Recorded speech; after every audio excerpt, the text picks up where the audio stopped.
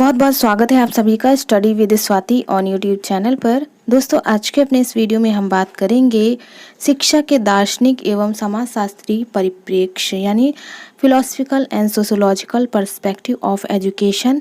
ये BEd first semester से आपका पेपर 1 है, ये कंपलसरी पेपर है। और यहाँ पर अगर हम बात करें यूनिट फर्स्ट की, तो इसके प्रीवियस वीडियो में हमने यूनिट फर्स्ट को कंप्लीट करा दिया है। आज के इस वीडियो में हम यूनिट 2 को लेकर के बात करने वाले हैं, जहाँ पर हम लगभग 50 से 60 एमसीक्यूज को लेकर के बात करेंगे। यहाँ पर अगर हम 50 से 60 एमसीक्यूज कराएंगे तो 2 वीडियो से 3 वीडियो में आपका यूनिट 2 कंप्लीट हो जाएगा। तो चलिए दोस्तों, शुरू करते हैं आज के अपने इस वीडियो को। तो यहाँ पर यूनिट 2 आज का इस वीडियो में पहला लेक्चर है बहुविकल्पी प्रश्न में। तो यहाँ पर पहला बहुविकल्पी प्रश्न है, फिलॉसफी शब्द बना है तो किससे बना है? तो फिलॉसफी शब्द जो है वो ग्रीक भाषा शब्द से बना है। इसको मैंने प्रीवियस वीडियो में समझाया हुआ है फिलॉसफी के बारे में, तो वहाँ से भी चीज़ें आप समझ सकते हैं। उसके बाद नेक्स्ट क्वेश्चन देखेंगे, निम्नलिखित में से किसके अनुसार संसार में 2 प्रकार के द्वैत को मान्यता दी जाती है? तो 2 का करेक्ट आंसर भी हो जाएगा द्वैतवाद। नेक्स्ट क्वेश्चन देखेंगे 3 है, निम्नलिखित को सुमेलित कीजिए। एक तरफ विचारक दिए हैं और एक तरफ विधि दी है। तो पहले विचारक हीगल हैं, हीगल ने ही तर्क विधि दी है, ठीक है। तो पहले का ये सुमेलित कर लीजिएगा। सेकंड है पेस्टोलॉजी, इन्होंने अभ्यास एवं आवृत्ति विधि दी है, इनका करेक्ट आंसर बी रहेगा। फिर 3 है हर्बर्ट, इन्होंने अनुदेशन विधि दी है। फ्रॉबल की बात करें तो इन्होंने खेल विधि दी है। तो यहाँ पर जो भी विचारक दिए हैं उनके सामने जो विधियाँ हैं वो करेक्ट हैं। तो यहाँ पर आपका डी जो ऑप्शन होगा वो करेक्ट हो जाएगा।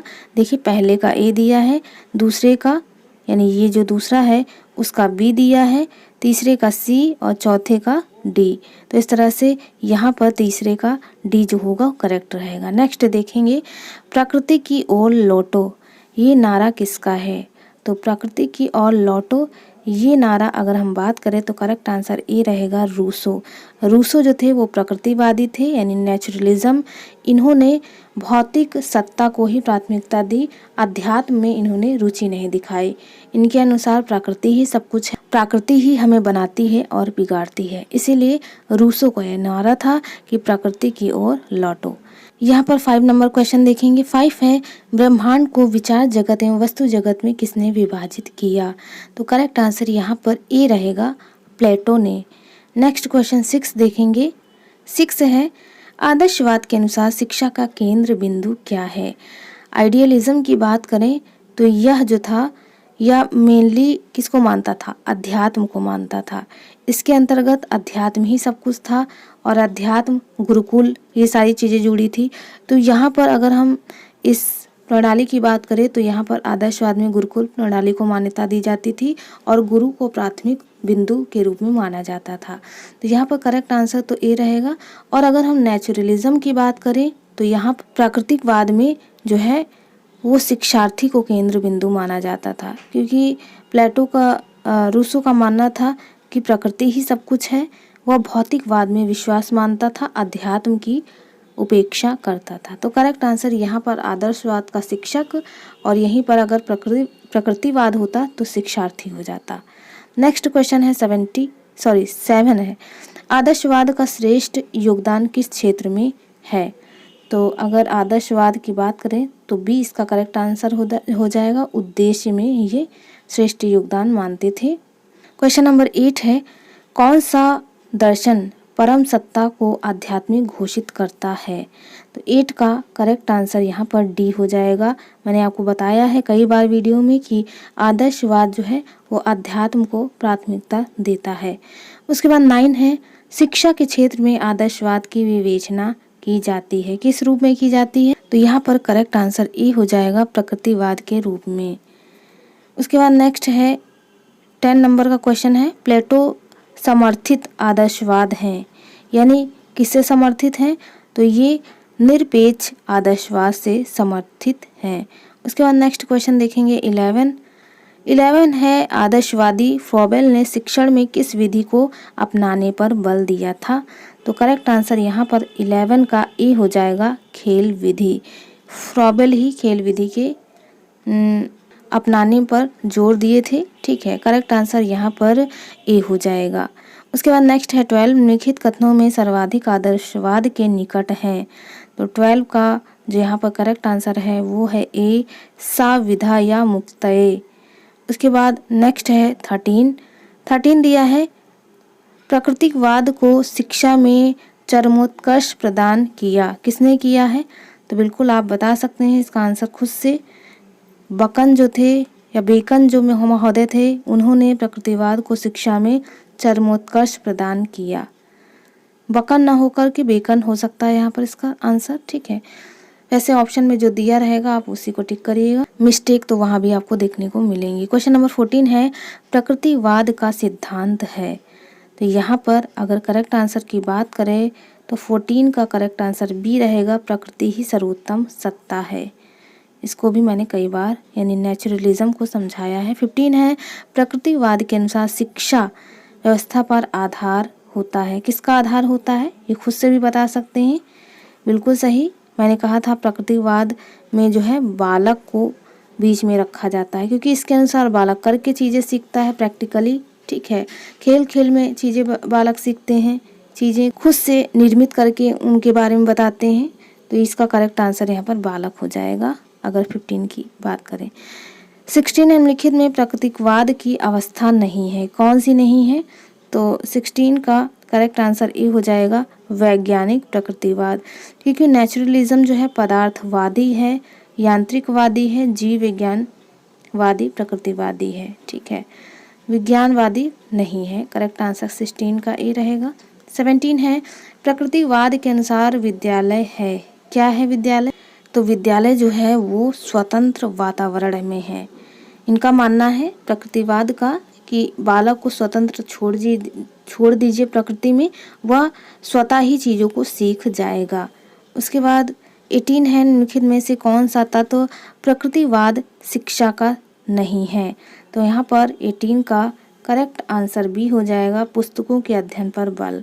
जो प्रकृतिवाद है वो पुस्तकों के अध्ययन पर जोर नहीं देता है, वो प्रकृतिवादी है, ठीक है। उसके बाद नेक्स्ट क्वेश्चन देखेंगे 19 है प्रकृतिवाद की प्रमुख शिक्षण विधि है। यहाँ पर करके सीखना, स्वानुभव द्वारा सीखना, खेल द्वारा सीखना, ये सभी विधियाँ हो जाएंगी। करेक्ट आंसर डी रहेगा। क्वेश्चन नंबर 19 हो गया। 20 है प्रकृतिवाद किस प्रकार के अनुशासन की बात करता है। तो यहाँ पर 20 का करेक्ट आंसर बी रहेगा, मुक्त्यात्मक अनुशासन। थोड़ा टफ है ये लैंग्वेज, ठीक है, मुक्त्यात्मक अनुशासन। उसके बाद नेक्स्ट है 21 प्रकृतिवाद का संस्थापक कौन है। तो बिल्कुल प्रकृतिवाद का संस्थापक कौन है, मैंने बताया था प्रकृतिवादी में मेन कौन है, रूसो महोदय हैं। करेक्ट आंसर सी हो जाएगा। नेक्स्ट है 22 शिक्षा को इंद्रियों का उचित प्रयोग करके ज्ञान का द्वार खोलना चाहिए, यह कथन किसका है। तो 22 का करेक्ट आंसर ए रहेगा, रूसो का, क्योंकि रूसो ही जो हैं वो प्रकृतिवादी हैं, उनके अनुसार एक कथन है।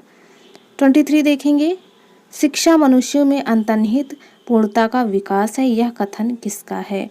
तो 23 का करेक्ट आंसर ए रहेगा, विवेकानंद। ये कई बार क्वेश्चन पूछ चुका है। इस क्वेश्चन की बात करें तो आपका पेपर 1 और पेपर 2 दोनों में पूछ सकता है, आप इसको अच्छे से रट लीजिए। उसके अलावा आपके पास कोई ऑप्शन नहीं है, ठीक है, क्योंकि याद कर लेंगे तो आप आसानी से टिक कर पाएंगे, वरना पेपर में आप कंफ्यूज हो जाएंगे। क्वेश्चन नंबर 24 देख लेते हैं। 24 है प्लूटो ने ब्रह्मांड को कितने भागों में विभाजित किया है। तो इन्होंने 2 भागों में विभाजित किया है। करेक्ट आंसर यहाँ पर ए हो जाएगा। नेक्स्ट है 25 पेस्टलॉजी ने किस शिक्षण विधि का विकास किया। तो करेक्ट आंसर 25 का ए है, अभ्यास एवं आवृत्ति विधि का। इसको हमने जो क्वेश्चन 3 में उसमें देखा था कि कौन कौन से विधि के कौन प्रतिपादक थे, तो वहाँ से भी अगर आप अच्छे से पढ़े होंगे तो इसका आंसर खुद से कर ले जाएंगे। इनमें से क्वेश्चन जरूर मिलेगा आपको एग्जाम में। 26 है यथार्थवाद के अनुसार अंतिम सत्ता या सत्य क्या है। तो याद अगर हम बात करें यथार्थवाद की, तो यथार्थवाद पदार्थ को अंतिम सत्ता या सत्य मानता है। उसके बाद क्वेश्चन नंबर 27 है, प्रयोजनवाद के समर्थक हैं। प्रैग्मेटिज्म की बात करें तो इसके समर्थक विलियम जेम्स हैं। क्वेश्चन नंबर 28 है, निम्नलिखित में से किसमें शिक्षक का स्थान गौड़ तथा बालक का मुख्य स्थान होता है। अगर इस कथन की बात करें तो आप खुद से आंसर करिए इसमें कौन सा कथन सत्य हो। तो अगर यहाँ पर हम बात करें कि इसमें से शिक्षक का स्थान गौड़, गौड़ का मतलब दूसरा और बालक का मुख्य यानी प्रथम स्थान, तो जो प्रकृतिवाद है 28 का करेक्ट आंसर बी रहेगा। प्रकृतिवाद बालक को मुख्य और शिक्षक को गौड़ यानी द्वितीय स्थान देता है। 29 है, शिक्षा में प्रयोजनवाद के जन्मदाता कौन है। तो 29 का करेक्ट आंसर ए हो जाएगा, विलियम जेम्स। ये प्रयोजनवाद के जन्मदाता है विलियम जेम्स। 30 है, मानव की अनुकूलन शक्ति किस पर आधारित है। तो 30 का करेक्ट आंसर डी हो जाएगा, प्राणी शास्त्रीय प्रयोजनवाद। क्वेश्चन नंबर 31 है, शिक्षा में प्रयोजनवादी शिक्षा है क्या है। तो 31 का करेक्ट आंसर डी हो जाएगा, अनुभव केंद्रित। उसके बाद 32 है, प्रोजेक्ट विधि किसकी देन है। तो प्रोजेक्ट विधि किसकी देन है, प्रयोजनवाद की देन है। करेक्ट आंसर यहाँ पर 32 का डी हो जाएगा। नेक्स्ट है, इंग्लैंड में प्रयोजनवाद का विकास किसने किया। तो यहाँ पर शिलर महोदय जो थे उन्होंने ही इंग्लैंड में प्रयोजनवाद का जो है विकास किया। करेक्ट आंसर ए हो जाएगा। 34 है, प्रयोजनवाद का सही का प्रकार नहीं है। प्रयोजनवाद का प्रकार कौन सा इसमें से नहीं है। तो 34 का करेक्ट आंसर डी हो जाएगा, प्रकृतिवाद प्रयोजनवाद। ठीक है। उसके बाद नेक्स्ट है क्वेश्चन आपका 35 दिया है, प्रयोजनवाद के दार्शनिक हैं कौन है। तो 35 का करेक्ट आंसर डी हो जाएगा। यहाँ पर प्रयोजनवाद के दर्शन ये कौन है, जॉन डेयूवी, जॉन लॉक और शिलर, ये सभी आ जाएंगे। उसके बाद नेक्स्ट है 36 का, प्रयोजनवाद का जन्म किस देश में हुआ। तो प्रयोजनवाद के जन्म की बात करें तो 36 का करेक्ट आंसर बी हो जाएगा, अमेरिका। ये भी मैंने ऊपर बताया है कई बार कि जो प्रयोजनवाद का जन्म है वो अमेरिका देश में हुआ। नेक्स्ट क्वेश्चन देखेंगे 37 है, विद्यालय को समाज का लघु रूप मानते हैं। लघु यानी छोटा रूप मानते हैं। तो करेक्ट आंसर यहाँ पर डी रहेगा, प्रयोजनवादी। नेक्स्ट है 38, गांधी के शिक्षा दर्शन के अंतर्गत 3Rs में शामिल नहीं है। तो यहाँ पर 38 का करेक्ट आंसर सी रहेगा, रिवीजन, रीडिंग, राइटिंग, अर्थमेटिक, ये सभी रहेंगे, जबकि रिवीजन जो है वो 3Rs में शामिल नहीं है। नेक्स्ट क्वेश्चन हम देखेंगे 39 है, गांधी जी शिक्षा में पढ़ना लिखना और गणित के स्थान पर निम्नलिखित में किसके विकास पर बल देते हैं। तो यहाँ पर जो करेक्ट आंसर है वो है हाथ। ठीक है, हाथ हो जाएगा, हृदय हो जाएगा, मस्तिष्क हो जाएगा, ये सभी हो जाएंगे। करेक्ट आंसर डी रहेगा। नेक्स्ट देखेंगे 40, वर्धा में राष्ट्रीय शिक्षा सम्मेलन का आयोजन कब किया गया। तो 40 का करेक्ट आंसर सी रहेगा, 1937। क्वेश्चन ये भी पूछ सकता है कि वर्धा नीति किसके द्वारा लाई गई। तो ये गांधी जी के द्वारा लाई गई। ठीक है, करेक्ट आंसर गांधी जी आप लगाइएगा। उसके बाद नेक्स्ट है 41, बुनियादी शिक्षा की धारणा किसने दी।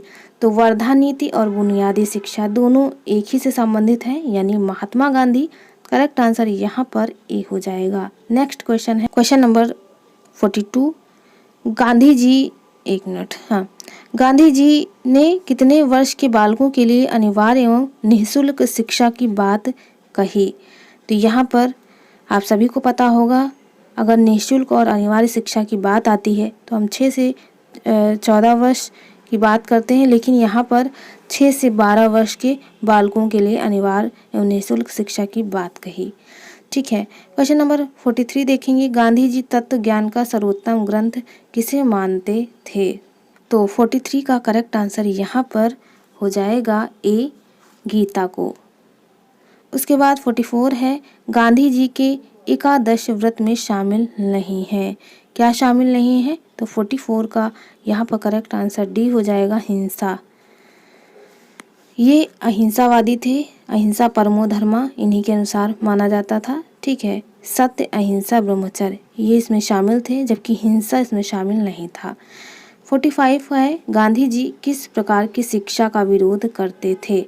तो 45 का करेक्ट आंसर सी रहेगा, ए व बी दोनों, यानी पुस्तकीय ज्ञान और परीक्षा प्रधान दोनों को ध्यान में रखते थे। तो 45 का करेक्ट आंसर सी रहेगा। नेक्स्ट है, बेसिक शिक्षा प्रणाली को अन्य किस नाम से जाना जाता है? तो 46 का करेक्ट आंसर डी है, वर्धा शिक्षा, बुनियादी शिक्षा, नई तालीम, ये सभी इनके नाम थे। ये ध्यान रखिएगा, किसी भी एक नाम से पूछ सकता है एग्जाम में, तो इस क्वेश्चन को आप रट लीजिए कि बेसिक शिक्षा प्रणाली को अन्य किस नाम से जाना जाता है, उनके प्रतिपादक कौन है। सन भी याद रखिएगा जो कि मैंने ऊपर बताया हुआ है। उसके बाद नेक्स्ट है 47, महात्मा गांधी ने पाठ्यचर्या में शामिल नहीं किया। किसे नहीं शामिल किया? तो 47 का करेक्ट आंसर ए रहेगा, तकनीकी शिक्षा। नेक्स्ट है 48, सर्वोदय के विचारधारा के प्रतिपादक हैं, कौन है? 48 का करेक्ट आंसर ए है, गांधी जी।